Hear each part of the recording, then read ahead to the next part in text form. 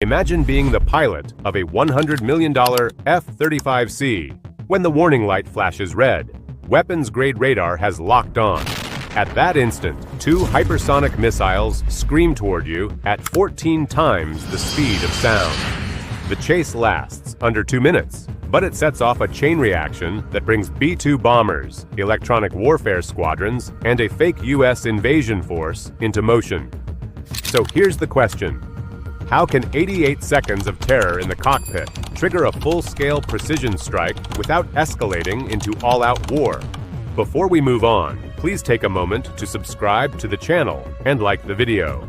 What does it actually feel like when the very thing that makes your aircraft a ghost in the sky, the stealth coating, the radar-absorbing curves, and the carefully shielded heat signature, suddenly counts for nothing? 1 second, the cockpit is quiet, except for the low hum of electronics. The next, a single alarm screams that your jet is not only visible, but locked in the crosshairs of an enemy system built to erase you from the sky. That's the reality that hit the pilot of Viper 1, an F-35C, running a calm nighttime patrol above the dark waters near Scarborough Shoal. It was supposed to be routine, a visible presence flight to remind Beijing that America still flies where it chooses, even along a disputed reef.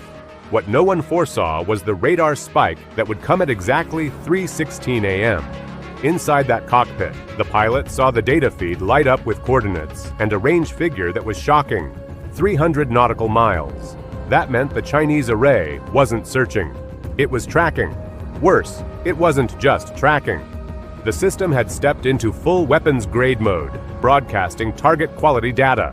In simpler terms, the F-35 was a glowing dot screaming, "Shoot me," across Chinese fire control screens. Ground crews manning an HQ-19 battery knew it too, and their response was immediate.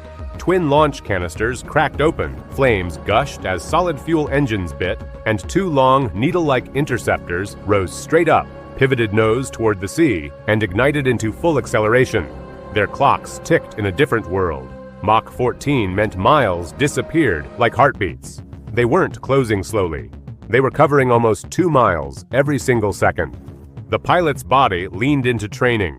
Left hand punched out decoys, right hand snapped the throttle into max afterburner.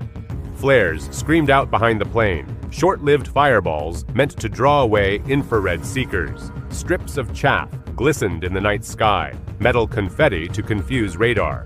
The real lifeline, though, was something invisible, a package of electronic countermeasures coded by engineers who knew that one line of software could mean life or sudden death.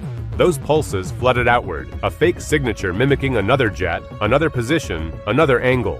For a split second, sensors saw 2 targets where a moment ago only one existed. That was enough. At 23 seconds into the chase, the first HQ-19 came screaming into that altered picture. It had been locked on a Phantom. The seeker head overcorrected, lost track, then self-destructed in a blinding flash, high above the waves. That was one problem removed, but only one. The second missile had kept its lock steady, closing the gap rapidly. At this speed, the F-35's computers predicted impact in under 8 seconds. Every nerve inside that cockpit fired at once. The pilot yanked the control stick into a roll so violent that the fuselage groaned, a deep metal flex ringing through the cabin.